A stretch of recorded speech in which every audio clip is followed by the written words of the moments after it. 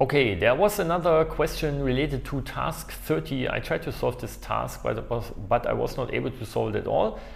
So I just, from our exercise booklet, copied this task into my drawing program. It's about a three-phase star-delta system. And we can check what we should all do here. And maybe I use green to start with subtask A. So we should calculate the branch voltages of the load and the phase-to-phase voltages by magnitude and phase and draw the phasor diagram of all voltages. The RMS value should be given. So we have here the source voltages in the star-connected source. And what we would need here at our load and would be also the phase-to-phase or line-to-line voltages are these voltages here, V12, and yeah, so because these are all time functions, I will also write this here as a time function. Then we would have this voltage here going from this node to this node. This would be V23 as a function of time. And then we also have the last voltage here, V31, as a function of time. Okay, and so now we could say the first voltage here is V1 or V source 1 of t minus V source 2 of t. Yeah, because this would just be a Kirchhoff's voltage law in this loop here, that this voltage from this point to this point must be the same as this voltage minus this voltage. And so this can be done for the other voltages. So V23 of t would be the same as V source 2 minus V source 3.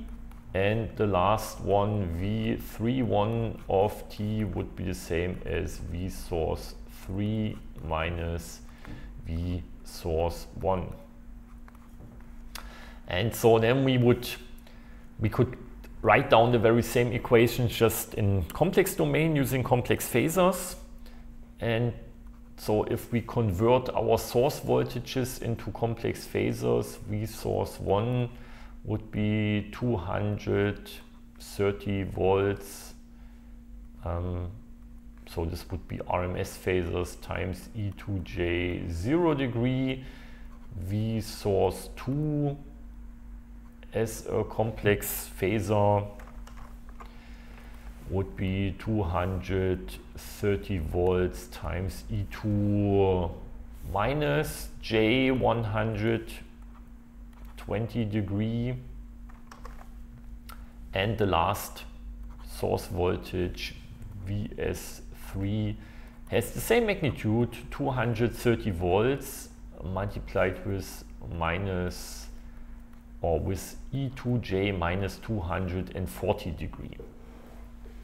And yeah, so then we could rewrite these equations also as complex phasors and just do the number crunching in Octave and do all the stuff there. So I will try to find my Octave, which is not open anymore, so I have to open it.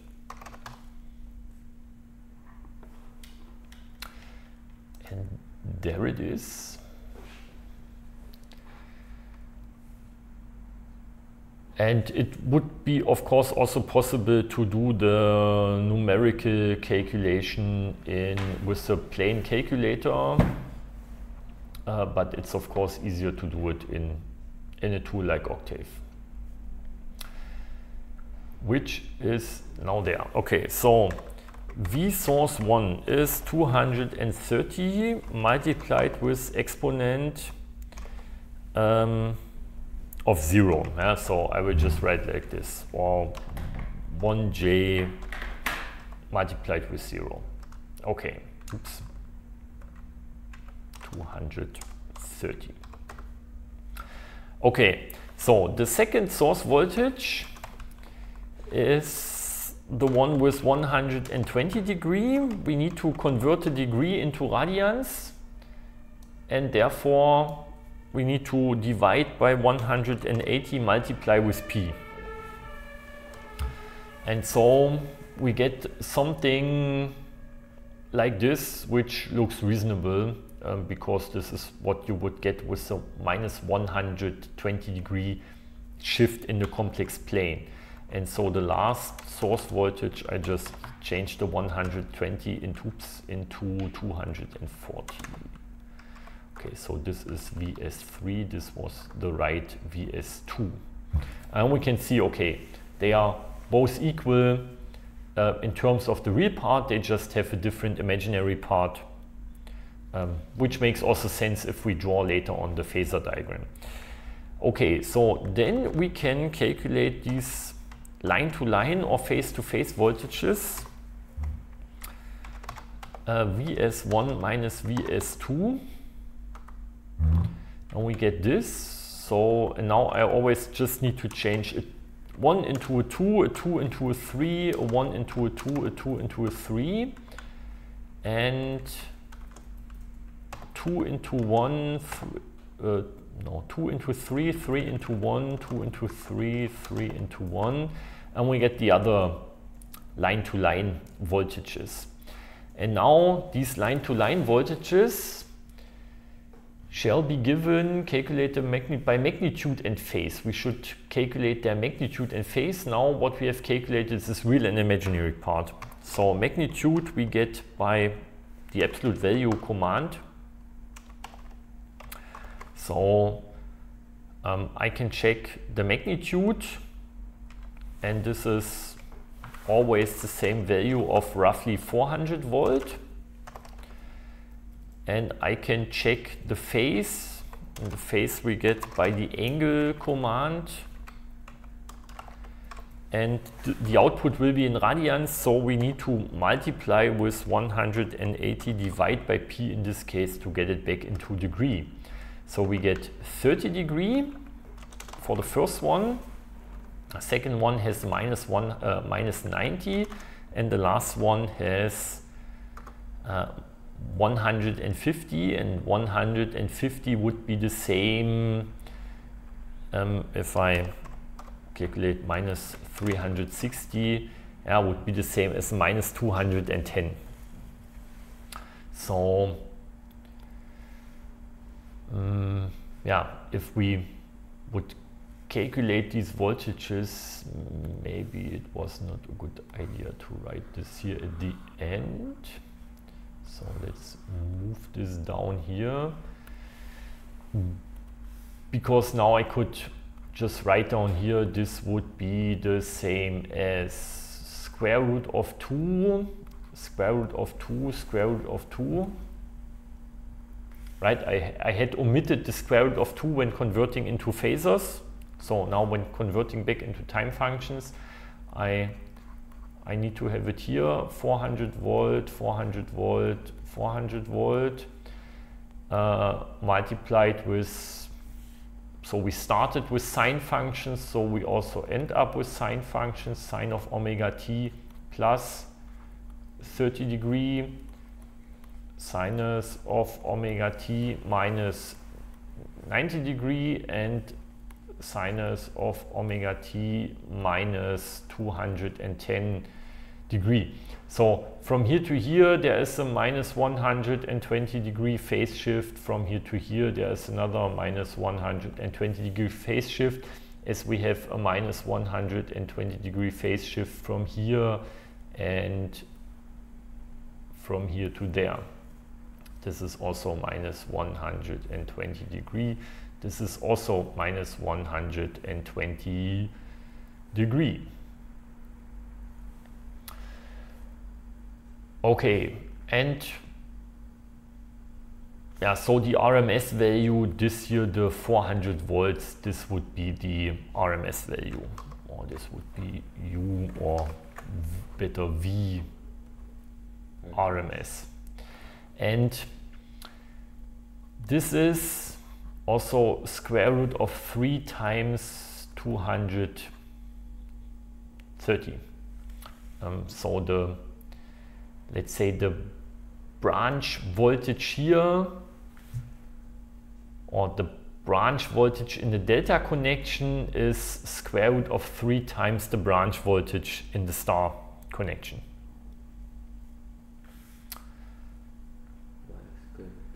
The square root of 3 comes from the calculation that we have just done here.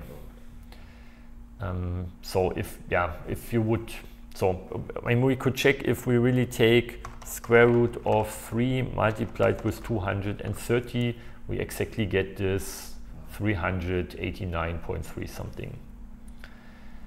Okay, and so last step in A, if we draw a phasor diagram, so this is the imaginary axis, this is the real axis, this is real, oh, it's not visible anymore.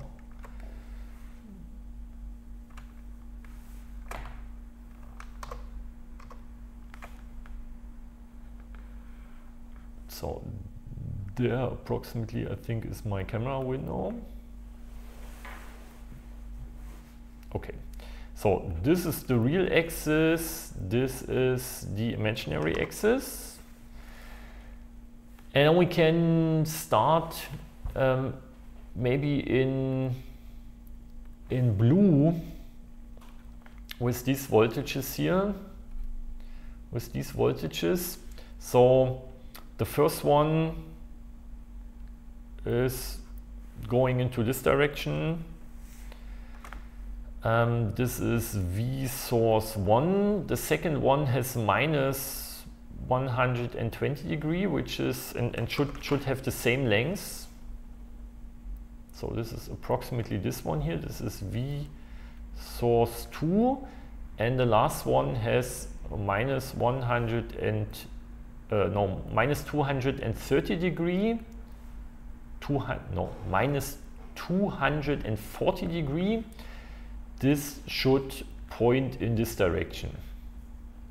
Yeah, so this is the minus 120 degree phase shift, and then we have another minus 120 degree phase shift, and so on. And so now we could check, if I go back and search for the octave window, if we look at what we calculated here. So the first voltage just has a real part. The second voltage has a negative real part and a larger negative imaginary part, which makes sense, right? The real part is a bit smaller than the imaginary part, and the last source voltage has the same negative real part, but the same positive imaginary part, and is pointing upwards. So this perfectly makes sense. And so now if we want to, for example, have this voltage here, according to the equation that we have set up, it's the same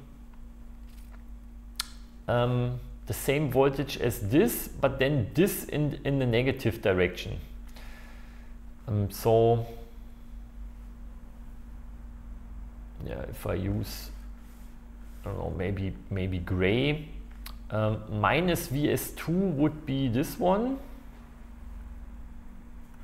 This would be minus Vs2. And so the arrow pointing from here to here, this would be V12. And then we can see it's the same as if we would connect these 2 points here. This would be V12.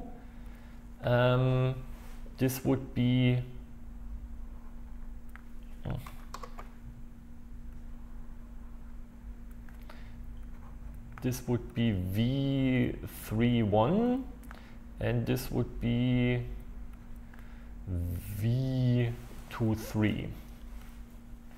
Yeah, this is always pointing from 2 to 1. from 3 to 2 and from 1 to 3. And so as we can see, they all have the same length. So it's also a symmetric system. If you would carefully draw it, you would also find the square root of 3 somewhere there in these lengths. And now if we check the angles, this one is pointing 30 degrees upwards.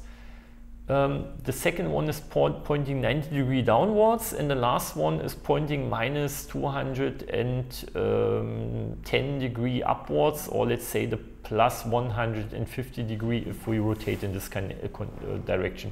So this also makes sense. Okay, so this was subtask A. Then we can continue with subtask B, and maybe for B I need to add a new page, and I think I still have this here somewhere in the memory. So now next step is to calculate the phase currents, the branch currents of the load and the phase currents. So phase currents here also means the line currents. By magnitude and phase, and draw the phasor diagram of all currents, and also the RMS values should be used here. So now we could say that let's start with the branch currents in the load. So the current as a complex phasor in the first branch here, I would just call this I12, is the voltage that we just had, the voltage that we just calculated. So V12 divided by the impedance. And the impedance is, how can we calculate the impedance here of this, of one branch of the load? R plus J omega L.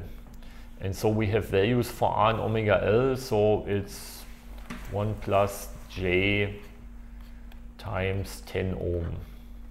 Because real and imaginary part is the same. So we could do it for this current, and we could also do it for the other current. So 2, 3 will be the very same equation, V23 divided by the same impedance, and the last current, I31, will be the last voltage, 31 divided by Z. Okay, so then we can calculate this, and yeah, maybe I will write it in a different way. Maybe I will write then this as time functions once again, because at the end we should give time functions. So 2, 3 and 3, 1. Okay, so let's go back to Octave and let's have the impedance there somewhere. So Z is 10 plus J times 10. And so then the current is this voltage divided by Z. And we get some current. And we can do the same for the second current with the second voltage and the third current from the third voltage. And so now we want to have them all once again by magnitude and phase. So instead of using the voltages, the currents, I will use the currents. So the magnitude here is 28.17. And if we want to convert into time functions, we need to have square root of 2, 28.17 ampere, multiplied, we started with sinus, we end up with sinus, and so we can already guess if everything will be symmetrical, we will have the same values here and the same values there. So everything with a sine function. And yeah, so we could check before the voltage here. This voltage had 30-degree phase shift. Yeah. And so this has, because real and imaginary part is the same, has 45-degree of phase shift. So if we have something with 30-degree of phase shift and divide by 45, we have 30-degree minus 45-degree. So we should end up here with minus 15. And so then we have another minus 120. So we should get minus 135. And then we have another minus 120. So we should get minus 255 if I calculate correctly. So we can check in Octave if this fits. If we take the angle of the first current, multiply with 180, divide by, this was not the current, this was the voltage. So if we take the current, minus 15 makes sense. For the second current, minus 135 makes sense. And for the last current, we get something positive. But if we subtract the 360, we also get the minus 255. So this nicely makes sense. And so last thing that we can do is we can calculate these currents here. So IL1, I will now write it once again as phasors. IL1 we can check is, so this current flowing towards the node should be the same as this current flowing away from the node minus this current flowing towards the node. So this should be I12 minus I31. And the same can be done for L2. So this one here should be I23 minus I12.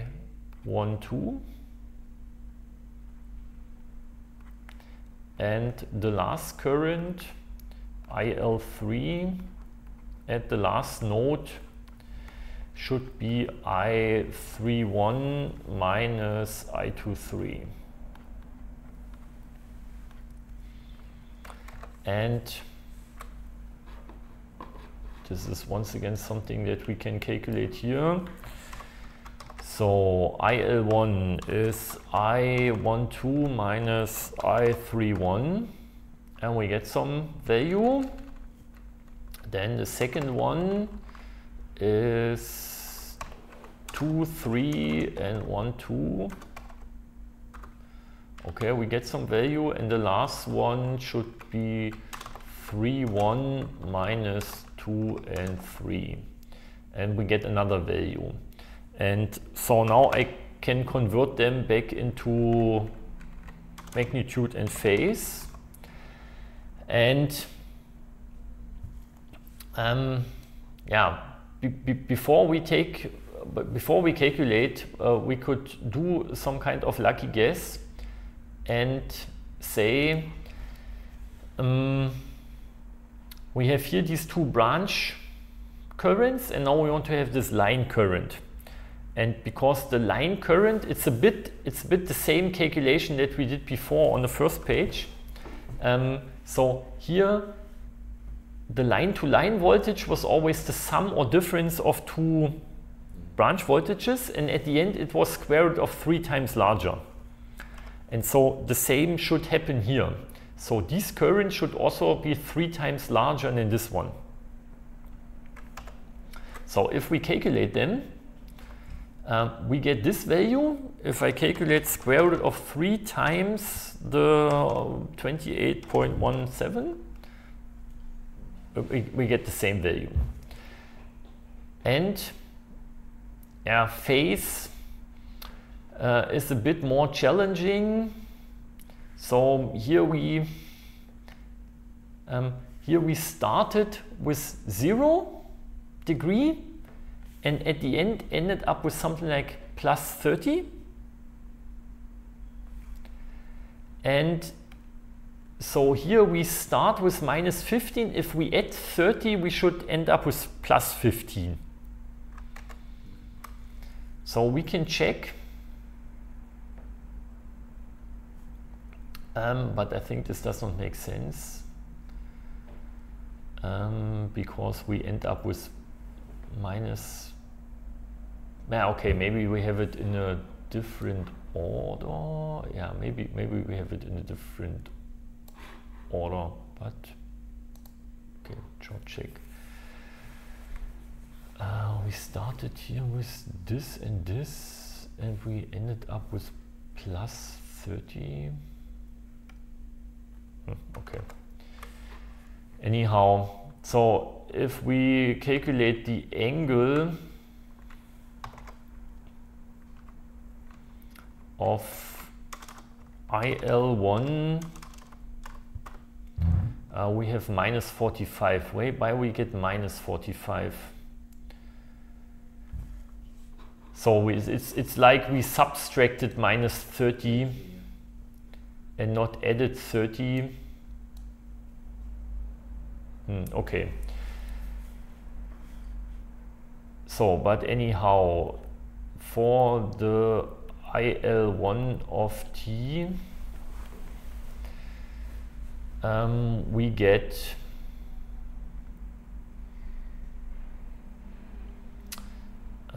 square root of 2 multiplied with the value that we had before here, 48.8. 48.8 ampere multiplied with sinus omega t minus 45 degree. Yeah, I think it somehow makes sense later on. I don't really see the difference in the calculation right now, but okay. So here we should always get the same magnitude as before, 48.8 ampere and 48.8 ampere. And it's always a sine function and a sine function. And I think I'm writing into my camera window, so I will switch it off for a second. But we have not really checked. So the magnitude of the second current is the same, magnitude of the last current is the same. If we go back to the angles, this is minus 45 degree.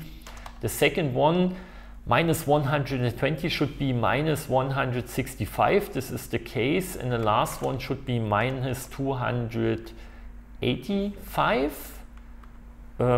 It's shown as plus, but if we subtract this, so this makes sense. So this is minus 165 degree, and this is minus 285 degree.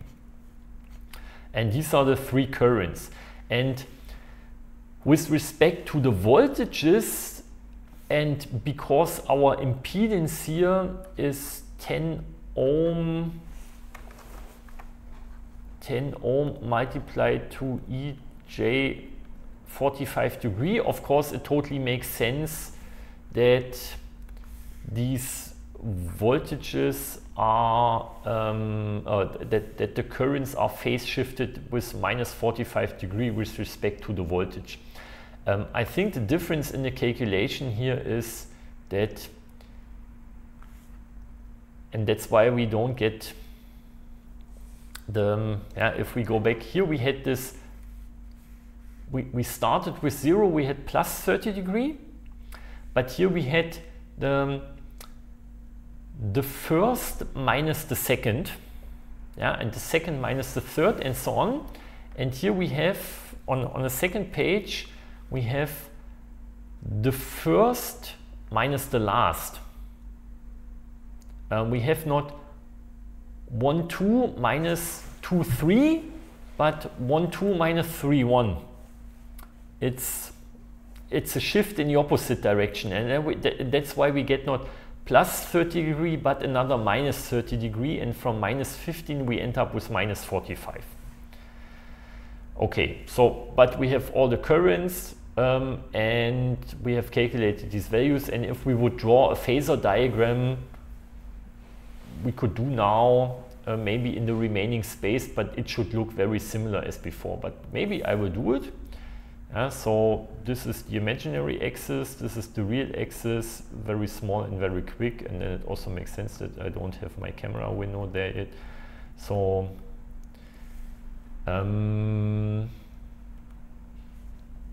if we in blue start with this currents here, because this is what we calculated first, then they have all this value, and minus 15 maybe looks a bit like this. This is I12 as a phasor.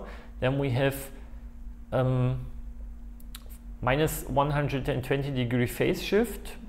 This should point somehow in this direction. This is 1, 2, 3.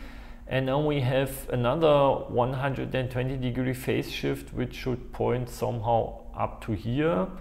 And this is I31. And so now to have this currents here, so the first current is this current minus this one. So we have this and this in the opposite direction, so it should, right, if I draw it for one, so this here in the opposite direction should be like this, and then the first line current should be this one here, IL1. So it's the same as here. This is IL1. Then if we rotate, this should be IL2. Still not hit. Okay, yeah. Yeah, this is IL2 with the minus 165 degree, and the IL3 should be this one here. This will be the phasor diagram of the currents. Okay, switching on my camera window again. Then we can go for subtask C. I will add a new page and will use gray to do this. So how can we calculate the power and the reactive power and the apparent power in this case? IV, the current. Yeah, current times voltage, or voltage times current. And if we do it in, I would suggest to do it with complex phasors. So we take it for one branch, and for one branch we take, let's say, the voltage multiplied with the complex conjugate of this current. So this would be what would happen in one branch, and then we take it times 3 for all the 3. Since the same load. Yeah, and since it's the same everywhere, it's symmetric. That's why we can just do it. And so the real power, the active power, will then be the real part of this complex apparent power, and the reactive power will be the imaginary part of this apparent complex power or complex apparent power. So this should be fairly simple to do so because we have all the values in Octave already. So if I calculate some complex S, it's 3 times this voltage times the complex conjugate of this current. And we get something. And so now if I take the real part of this S, of this complex S, how I called it. Yeah, and so maybe divide by 1000, then we get the result in kilowatt. So this is 23.8 kilowatt. And for the imaginary part, of course, we get the same value, and we can check in a second, but we get 23.8 kilovolt ampere reactive. Quick check if this also fits, but it should fit because we have the same value for the resistance and the inductance and or the reactance of the inductance. So the real and imaginary part of the complex impedance are the same. That's why active power and reactive power are also the same. And maybe I will delete this here once again. And now if we want to have S, the apparent power, it's the magnitude of this complex apparent power, and it should be just this multiplied with the square root of 2.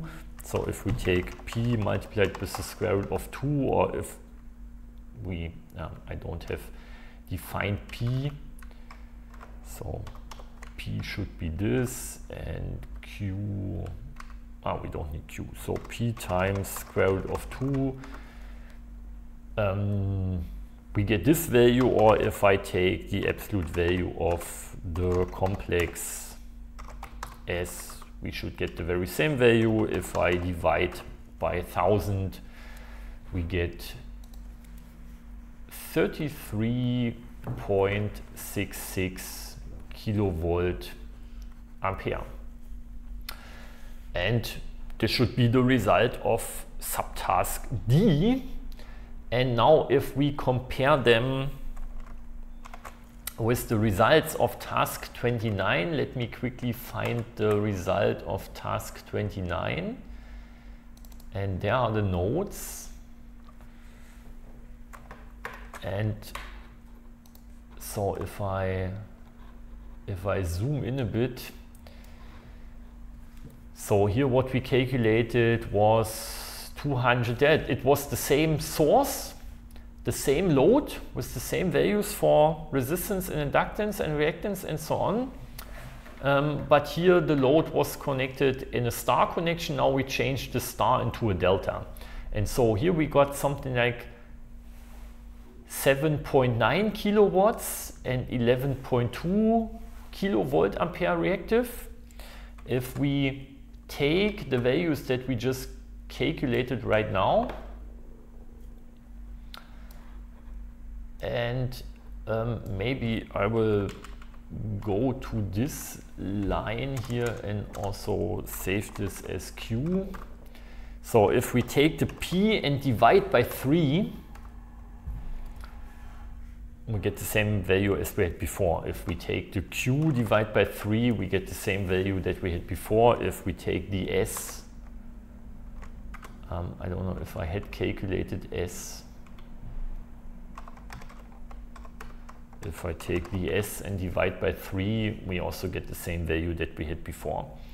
And yeah, this is also perfectly natural because if you take the very same symmetric load, switch it, change it from a star connection into a delta connection, like in our task here, you get 3 times the power. So this is 3 times the power that we would have in a star connection. This is 3 times the reactive power that we would have in a star connection. This is 3 times the apparent power that we have in a star connection. So let's say this here is the solution of the subtask D in this case. The comparison with the results from task 28. And why it's 3 times larger?